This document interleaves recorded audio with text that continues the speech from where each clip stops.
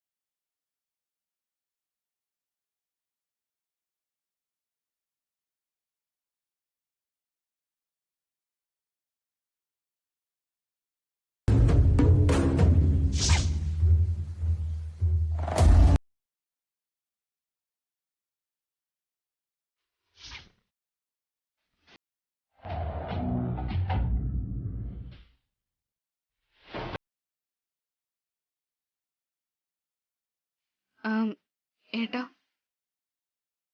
നമ്മള് തിരിച്ചു വന്നതില് അമ്മയ്ക്ക് വലിയ സന്തോഷമൊന്നും കാണുന്നില്ലല്ലോ. ഭാവനേച്ചിക്കും അതുപോലെ തന്നെയാ. നമ്മൾ വീട് വിട്ട് പോയപ്പോ നമ്മളെ ഓർത്ത് ഒരുപാട് വിഷമിച്ചത് അവരാണ്. അതുകൊണ്ട് നമ്മൾ തിരിച്ചു വന്നപ്പോഴും ഒരുപാട് സന്തോഷിക്കുന്നതും അവരാണ്. ആവശ്യമില്ലാത്ത പേടി സംശയം ഒന്നും തനിക്ക് വേണ്ട. ഓക്കെ, ഞാൻ പോയി ഫ്രഷ് ആയിട്ട് വരാം.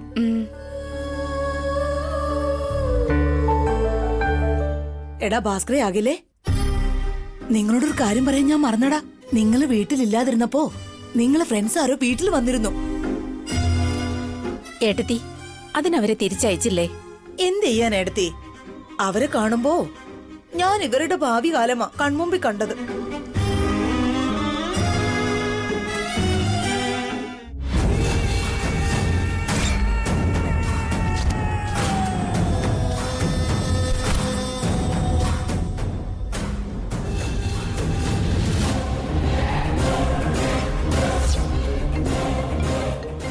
ഇതാ കണ്ടില്ലേ, അവരെന്നെ വിളിക്കുന്നേ.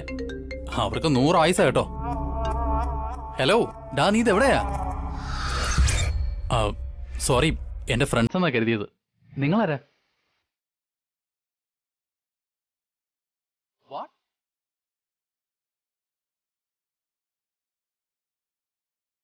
ഇതെപ്പോഴാ സംഭവിച്ചത്? My God. ഓക്കെ, ഞങ്ങൾ ഇപ്പൊ തന്നെ വന്നേക്കാം. ഭാസ്കർ മോനെ, എന്തു പറ്റി? എന്ത് പറ്റിയെന്നോ? നിങ്ങൾ വീട്ടിൽ നിന്ന് ഇറക്കി വിട്ടില്ല എന്റെ ഫ്രണ്ട്സ്. എന്ത് ചെയ്യണമെന്നോ എവിടെ പോകണമെന്നോ അറിയാതെ അവര് ഏതൊരു ലോഡ്ജിൽ പോയി റൂം എടുത്തിരിക്കുക. എന്നിട്ട് വിഷം കഴിച്ച് ആത്മഹത്യ ചെയ്തു.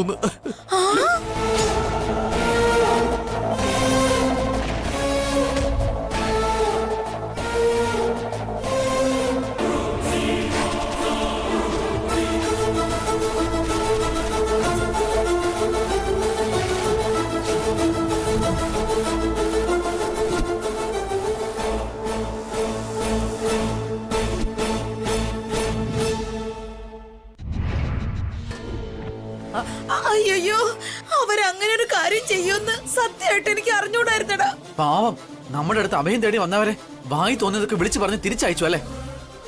എന്ത് ചെയ്യണമെന്ന് അറിയാതെ അവരാണെങ്കിൽ ആത്മഹത്യ ചെയ്തു. അവർക്ക് വേണ്ടി എന്നെ വഴക്ക് പറയാൻ എന്തിനാ? നാളെ നിങ്ങളുടെ അവസ്ഥ കൂടി അങ്ങനെ ആവൂടാ.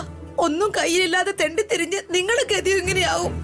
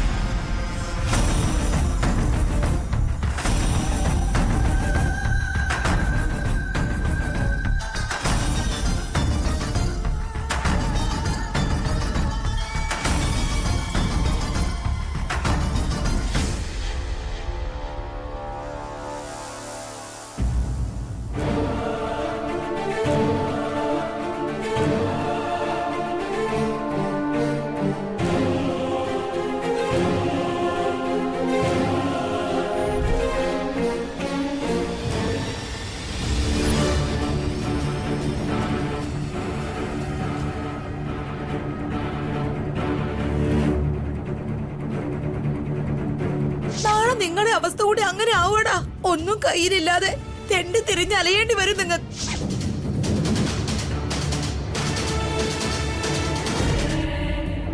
എല്ലാം നശിക്കൂ, ചാമ്പലാകൂ.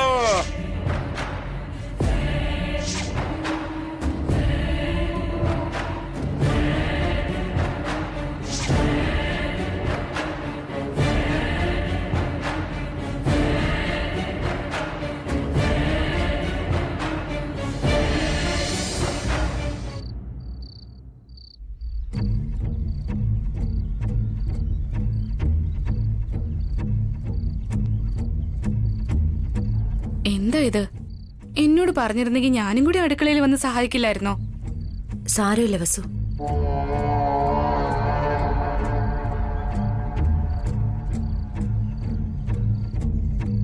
എന്താ ചേച്ചി വല്ലാതിരിക്കുന്നെ? സുഖമില്ലേ ചേച്ചിക്ക്? ഇവക്കെന്ത് വല്ലായ്മേ വസു? നിങ്ങളെ വീട്ടിൽ തിരികെ വന്നതിന് നിങ്ങളെ ചേച്ചി ഒരുപാട് സന്തോഷത്തില്ല. അവള് വളരെ ഹാപ്പിയാന്നേ. അതുകൊണ്ടാ പുറത്തിരുന്ന് കഴിക്കാനായിട്ട് ഇതൊക്കെ എടുത്തു വെച്ചേ. അങ്ങനല്ലേ ഭാവനെ?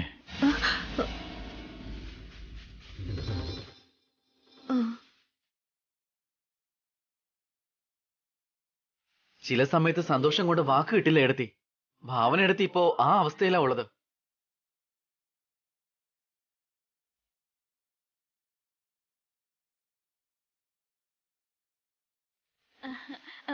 വല്യേട്ടത്തി സംസാരിച്ചില്ലെങ്കിൽ എന്താ? ഏട്ടത്തിയുടെ ഭാഗത്ത് നിന്ന് ഞാൻ സംസാരിക്കാം. വല്യേട്ടത്തിക്ക് പറയാനുള്ളതെല്ലാം ഞാൻ പറയാം. വല്യമ്മേ, എനിക്കിഷ്ടപ്പെട്ട കറിയൊക്കെ ഉണ്ടാക്കിയോ? ഇനി മുതൽ എല്ലാം നിങ്ങളുടെ ഇഷ്ടത്തിനാടാ. നിങ്ങൾ എന്തു പറയുന്നോ അത് ചെയ്തു തരും. ഇനി മുതൽ എല്ലാവരുടെ കണ്ണുകളും നിങ്ങൾക്ക് മേലെ ആയിരിക്കും. അല്ല, അബി ഇവിടെ പോയി? അനുവിനെയും കീർത്തിയും കണ്ടില്ലല്ലോ. അനുവും കീർത്തിയും നേരത്തെ തന്നെ ഉറങ്ങിയേട്ടാ. അല്ല, അമ്മ എന്താ ഇതുവരെ വരാത്തെ? ഞാൻ പോയി കൂട്ടിക്കൊണ്ടുവരാ ബി. ആ.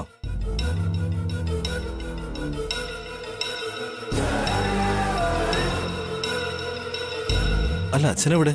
എന്താ ഇതുവരെ വരാത്തെ? അച്ഛൻ മുത്തശ്ശന്റെ വീട്ടിലേക്ക് പോയിരിക്കേട്ടാ. എന്തോ ആവശ്യമുണ്ടെന്നാ പറഞ്ഞത്. 2-3 ദിവസം കഴിയുമ്പോ തിരികെ എത്തും. ഇരിക്കെടുത്തി, ഞാനും ഭാവനയെടുത്തിയും വിളമ്പാം. ഇരിക്കെ. അമ്മയും വരട്ടെ, എന്നിട്ടിരിക്കാം.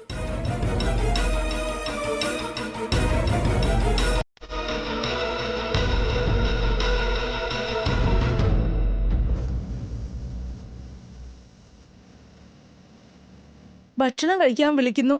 വരൂ എടുത്തി. എനിക്കൊട്ടും വിശപ്പില്ല ഏട്ടത്തി. ആത്മഹത്യ ചെയ്ത് ജീവൻ വെടിഞ്ഞ ആ 2 ജോഡികളെയാ എന്റെ കൺമുമ്പിൽ കാണുന്നത്. അവരെ കാണുന്നുണ്ടെന്നാണോ അതോ അവരുടെ സ്ഥാനത്ത് ഭാസ്കറിനെ അഖിലിനെ കാണുന്നു എന്നാണോ?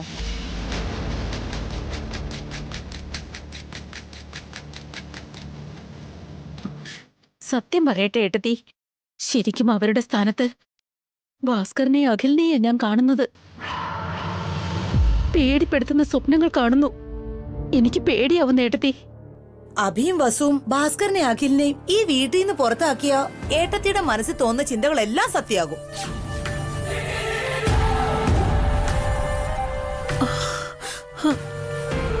അഭി അങ്ങനെയൊക്കെ ചെയ്യുമെന്ന് കരുതുന്നുണ്ടോ ഏട്ടത്തി? കാശാ എടുത്തി, കാശ്. അത് ആരെ കൊണ്ട് എന്ത് വേണേലും ചെയ്യിപ്പിക്കും. മാത്രമല്ല, അഭി എടുത്തിയുടെ സ്വന്തം മോനല്ലല്ലോ. സ്വത്തല്ല അഭിക്ക് മാത്രമാണ് സ്വന്തം. നാളെ എന്ത് വേണേലും സംഭവിക്കാലോ. അങ്ങനെ സംഭവിക്കാതിരിക്കാൻ ഞാൻ എന്താ ചെയ്യേണ്ടത് ഏട്ടത്തി? വേറെന്ത് ചെയ്യാനാ?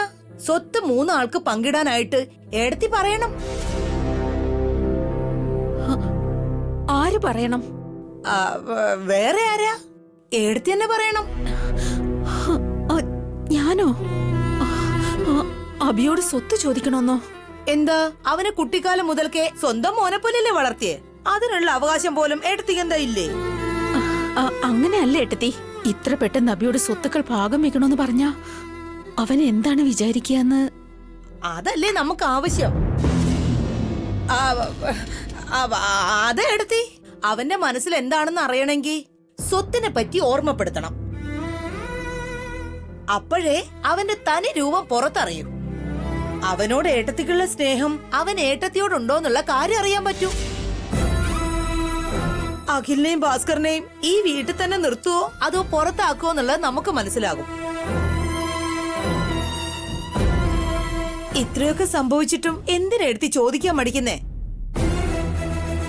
ഒരു വശത്ത് കൺമുമ്പിൽ ഭാസ്കറും അഖിലും ആത്മഹത്യ ചെയ്ത് ജീവൻ അവസാനിപ്പിച്ചു എന്ന് എഴുത്തി ദുസ്വപ്നം കണ്ടു എന്ന് പറയുന്നു. എന്നിട്ട് പോലും ഏടത്തിയുടെ മനസ്സ് കല്ലാക്കിയില്ലെങ്കിൽ ഏടത്തിയുടെ മക്കളെ ശരിക്കും നഷ്ടപ്പെട്ടു പോവും. ഏട്ടത്തി,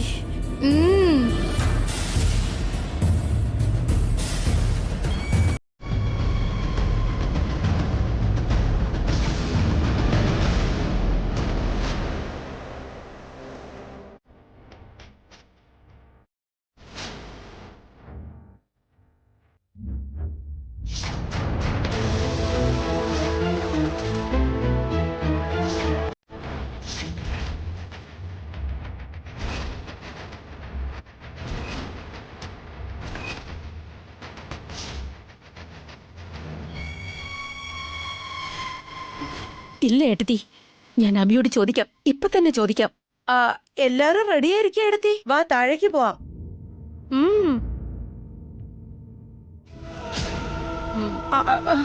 വാ ഏടത്തി. അമ്മേ,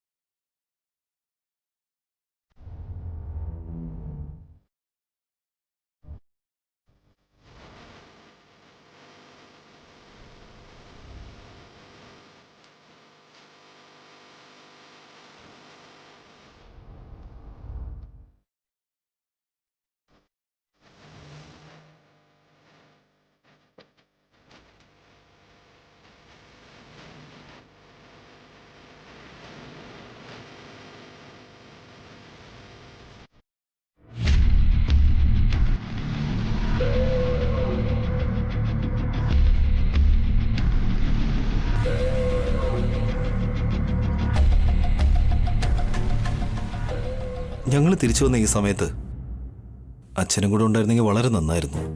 അതെ അബി, ഈ സമയത്ത് അദ്ദേഹം കൂടി ഉണ്ടായിരുന്നെങ്കിൽ നന്നായിരുന്നേനെ. എന്റെ മനസ്സിന് ഇത്രയും ഭാരം തോന്നില്ലായിരുന്നു.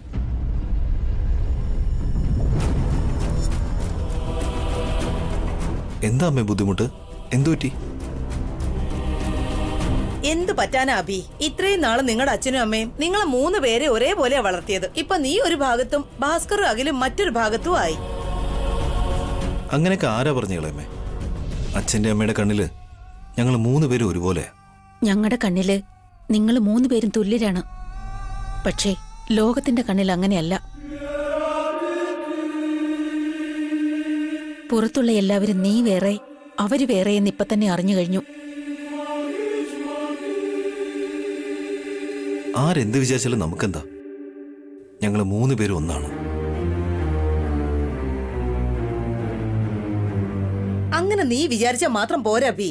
രാവും പകലും ഇല്ലാതെ കഷ്ടപ്പെട്ട് സംസ്കൃതി ഇവന്റ്സിനെ ഒരു നല്ല സ്ഥാനത്ത് എത്തിച്ചിരിക്കുക. പേരും പ്രശസ്തിയൊക്കെ നിനക്കല്ലേ ഉള്ളത്. ഇപ്പൊ ആരെന്ത് ഇവന്റ് ചെയ്യണമെന്ന് വിചാരിച്ചാലും നിന്റെ അടുത്തേക്കാ വരുന്നത്. ഭാസ്കറിന് അഖിലും സ്വന്തമായിട്ട് ചെയ്യണമെന്നുണ്ടെങ്കിൽ അവർക്ക് അതിനുള്ള പ്രശസ്തി ഇല്ല, കാശും ഇല്ല. ഈ കറി എടുത്തോളൂ അഭിയേട്ടാ, ഏട്ടന് വേണ്ടി സ്പെഷ്യൽ ആയിട്ട് ഉണ്ടാക്കിയതാ. ആക്ച്വലി ഇന്ന് ഞങ്ങൾക്ക് 2 പേർക്ക് ഇഷ്ടമുള്ള ഫുഡാണ് ഉണ്ടാക്കിയിരിക്കുന്നത്. എന്തൊക്കെയായാലും ഈ സ്വത്തുക്കൾ മുഴുവൻ നിങ്ങളുടേതല്ലേ. അതുകൊണ്ട് എല്ലാം തന്നെ നിങ്ങളുടെ ഇഷ്ടപ്രകാരം നടക്കണം.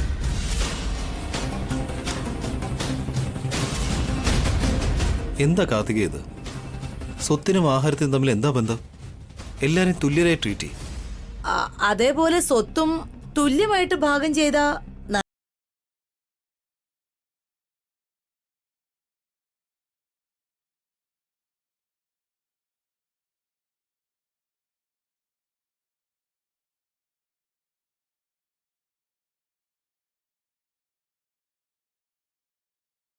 സ്വത്ത് ഭാസ്കരേട്ടന്റെ പേരിലോ അഖിലിന്റെ പേരിലോ എഴുതുന്നതിനേക്കാൾ നല്ലത് അവരുടെ കുട്ടികളുടെ പേരിൽ എഴുതുന്നതായിരിക്കും നല്ലത് ഏട്ടാ. അത് നല്ല തീരുമാനം വസുന്ധര. സ്വത്ത് കുഞ്ഞുങ്ങളുടെ പേരിലാണെങ്കിൽ അവരുടെ ഭാവിക്ക് ഒരു കുഴപ്പവും ഉണ്ടാവില്ല.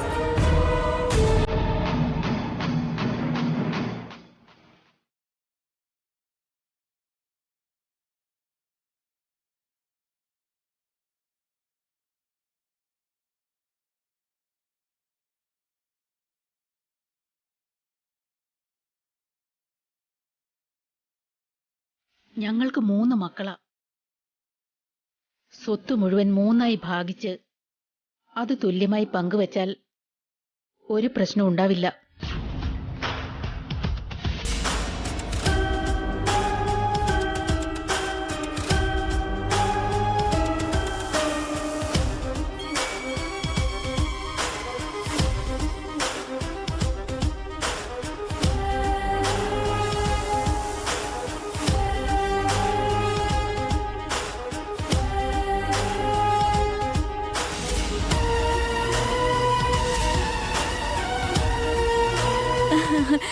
ഇനി ഒരിക്കലും ഈ വീട്ടിൽ പ്രശ്നം ഉണ്ടാകാൻ പാടില്ല അമ്മേ.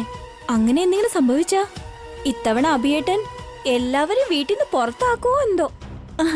കാരണം ഈ വീട് അഭിയേട്ടൻ്റെതല്ലേ.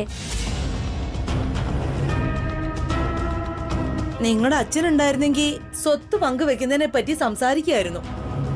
ഏട്ടൻ നാട്ടിലില്ലാത്തത് കൊണ്ട് നീ ഒരു നല്ല തീരുമാനം എടുത്താൽ നന്നായിരിക്കും അബി. എടുത്തി ആ ചമ്മന്തി ഒന്ന് എടുത്തു തരാമോ?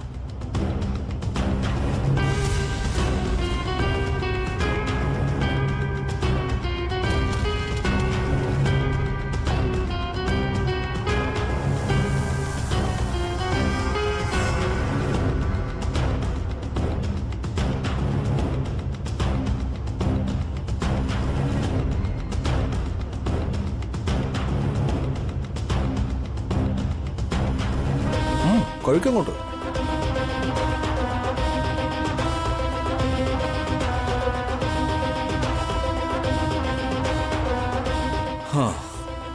വയറ് നല്ല പോലെ നിറഞ്ഞു. ഇന്നത്തെ ഫുഡ് അടിപൊളിയായിട്ടുണ്ട്.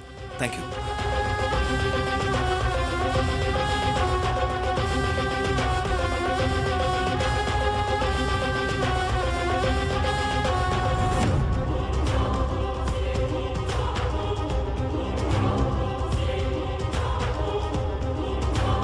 ഞാനും കഴിച്ചു കഴിഞ്ഞു.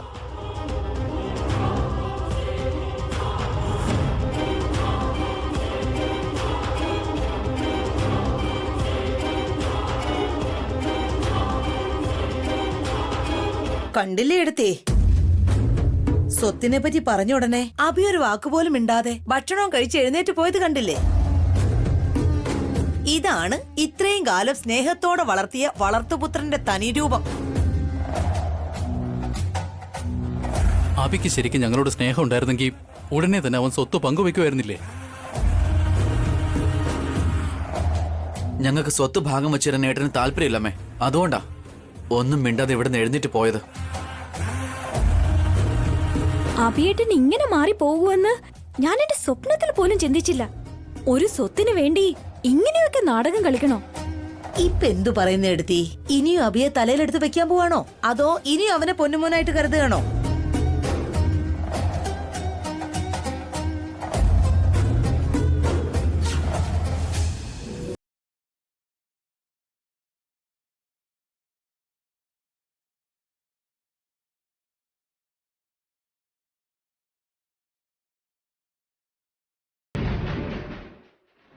അമ്മ ഒന്നും പറയാതെ എഴുന്നേറ്റ് പോയല്ലോ അമ്മേ.